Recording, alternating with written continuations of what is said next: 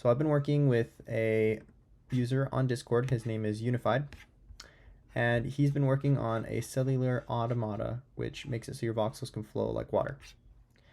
We're going to set it up. We're going to finish setting up this project, and then I'm going to hand it over to him.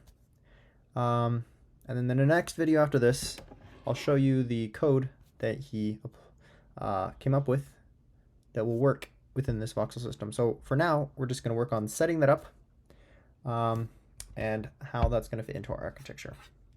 So for our cellular automata, we're just going to create a new script in Unity, and it's going to be called Voxel Automata. And in this script, we're going to plug directly in to the voxel store. So in the voxel automata script, voxel automata, we're going to have a public or a reference to the voxel store, right? And we're just going to call this store. So in this voxel store, or sorry, in the voxel automata, every single update, so void update, which is built into Unity, in each update, that's weird. I wonder why highlighting is not working for us. Anyway, in each update, we are going to say store dot update voxels, and update voxels is going to have a callback it's going to take a function that we will write, and we're going to return. So in here we're going to get access to the voxels, and then at the very end we're going to return the updated voxels. Yeah.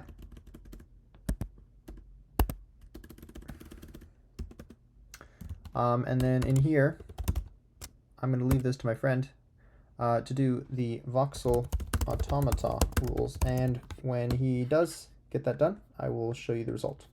But in this video, we're just going to be creating this simple system. Now, the voxel store is going to have this function called update voxels. So in here, I'm just going to add a simple public byte, and it's going to return a byte array call, and it's going to be update voxels. And actually, no, it could just be void, just update voxels. The specifics of how update voxels is going to work, I'll show you, but basically, update voxels is going to update our voxels. Well, actually, update voxels is going to take in a C# action, or we could even say, no, it's going to be a function. That's right. And the return result is going to be a byte array, and it's going to take in a byte array. And an action is just what I'm going to say, it's a callback. And basically what you're seeing here is a function being passed as a parameter to the update voxels method. All right, so what we're going to do is we're going to say byte when we call update voxels, we're going to say we're going to do the callback, pass in our voxels from here, and then after that's done, we're going to say renderer dot render voxels that we get back from the callback, which is going to be this thing right here, is going to give us back the voxels after we've applied the rules. So every time we call the update voxels function, we're also going to re-render those voxels, and that means we're going to change this just a little bit. All right, let's jump into Unity and do it. And just really quick, I'm going to update this to say, it's going to say update voxels. And that's just a note to ourselves. Well, that's weird. I wonder why it's doing that.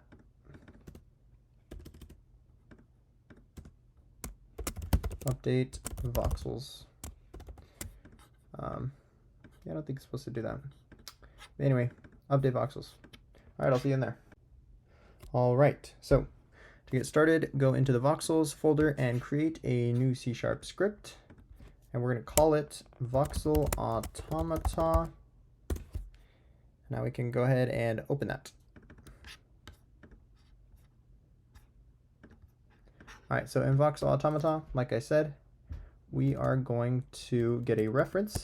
So a serialized field, private voxel store, and we're just going to call that store. All right.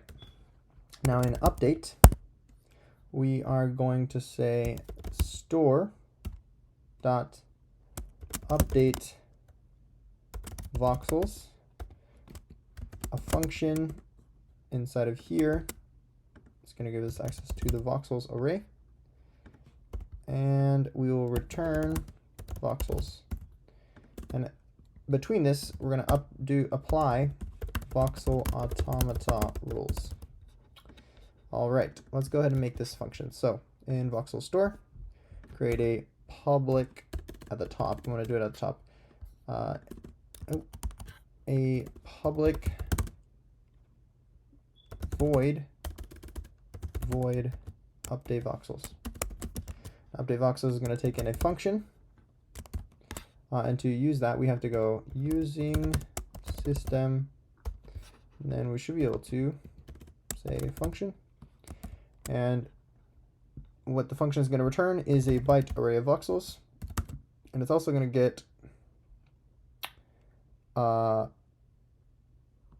byte array of voxels, and we're going to call this the callback. Then we're just do callback. We're going to pass in our voxels from here, and it's going to return. This is kind of weird, but right here, this byte, the first byte array is what it gives back. So essentially, instead of doing, well, I'll show you in a second. But this is the return value, and this is the value that we getting it in. So this right here represents the fact that we're passing in voxels, and then this right here represents the fact that we can say voxel renderer dot render voxels. Boom. So callback also gives back a byte array, which is what that means right here. And then I'm just going to rename this to renderer, just because I like it better. And we're going to say new, since apparently render is something that the script already has. We don't care about it, so I'm just going to say override it by adding the new keyword. All right, and that is, let me see, is that all? Yeah, that is all we got to do. Okay. Now all that's left is for us to, well, we've got to update the render voxels. So now render voxels, instead of creating a new renderable every single time, in start, so public void start, we're going to add, private void. In private void start, we're going to create a new renderable. And in here, I'm going to say private renderable. And then in here at the bottom, we can say renderable.setMesh. And pass in the mesh. And then in here, we're also going to need to create, we're going to need to update this so that when we create a new renderable, we do not immediately apply mesh. And then up here, remove that. We're going to say renderable equals the new renderable. Now, we can call render voxels as many times as we want to, and it's just going to update the mesh. And we'll keep the same renderable that we've had before. All right, and you can see update voxels in Voxel Automata now works. Just to show you what this weird syntax is, you might not recognize the fact that that's an arrow. This whole thing, that whole thing that was just in there, looks like this with an arrow and two brackets, right? Now the equivalent of that is private byte array, and we're going to call that automata. And this is also going to take in a byte array. And we're going to call that voxels. and we're going to return voxels. And in here, we'll to do update voxels using Automata rules.